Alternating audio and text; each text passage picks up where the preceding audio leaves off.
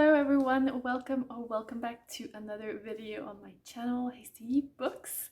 I'm Camilla. Today's video is a bit different than usual.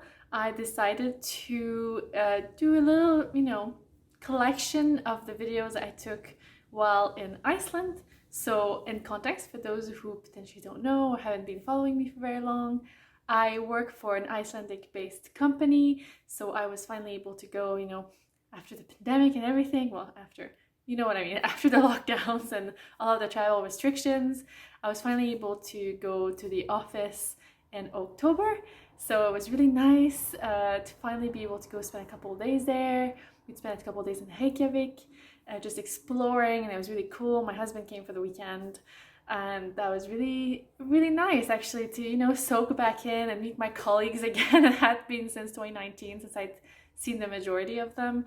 So it was just really, really good. And I feel like it was like a resourcing of myself in a way, but I was really stressed out about the trip. Obviously, first trip, we went to Canada, to my, hometown over the summer. We caught COVID there, so the travels were a bit kind of all over the place. And this was our first trip kind of since 2020, really.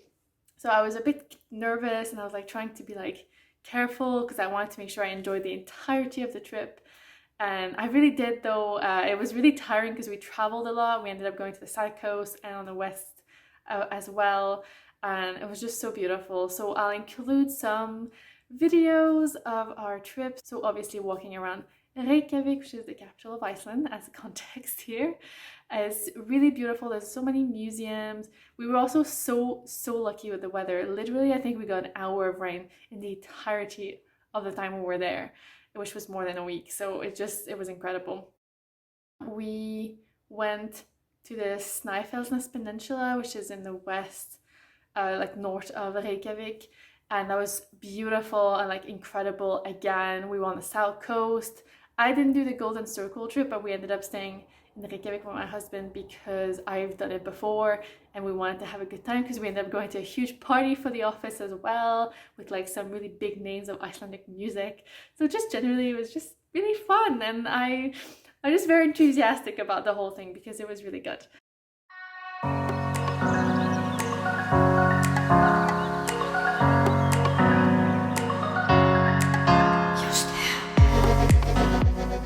Hello! So we're on the first stop on our South Coast tour. So we're at a beautiful waterfall.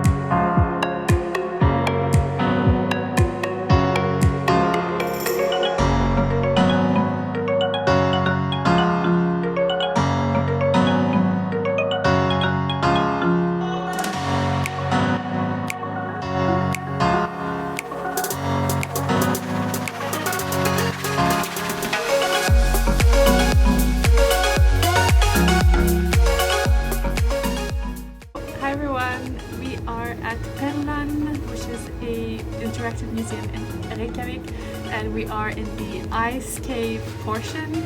So like all around us is preserved ice from a real ice tunnel and a glacier, and it's really cold. It's really cool.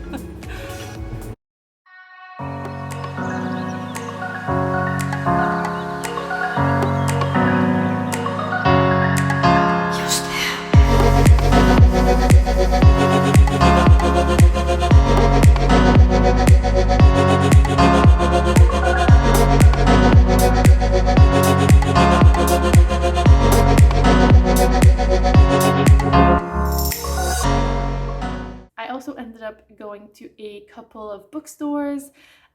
Quickly realized how expensive books are in Iceland, and obviously everything is expensive in Iceland, especially with the current exchange rate, but it's just an expensive country generally. Obviously I was going to buy translated, I do not speak Icelandic. A book, like a paperback, that in the UK would be maybe £8 or something like £30 in krona, so I was like, maybe not.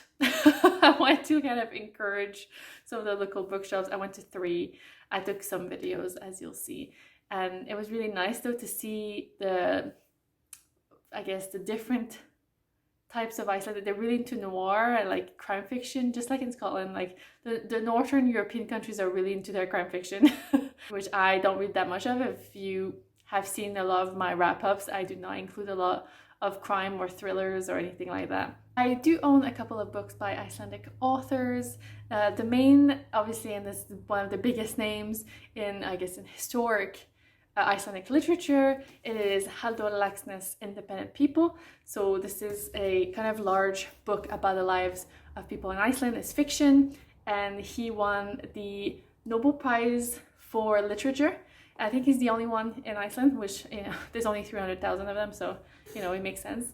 But it's one of my books to read one day. It's quite a big one. I think it's gonna be very serious, but you know, one day, and I have it. And there's a few other ones. Let me know if you'd be interested in me doing a little bit of a video on Icelandic literature. Christmas is coming up, and I think it was a bit of a marketing PR stunt, but it kind of stuck on a lot of international websites. The fact that on or around Christmas there's like a book flood day. So it's like you buy books for the people around you on BookTube. I feel like that's a holiday we would all really love to participate in, you know, so let me know if you'd be interested in hearing a wee list of Icelandic literature, Icelandic books that you would like as a recommendation. As always, thank you so much for watching, even though this wasn't totally about books, and hey, see you back. Bye!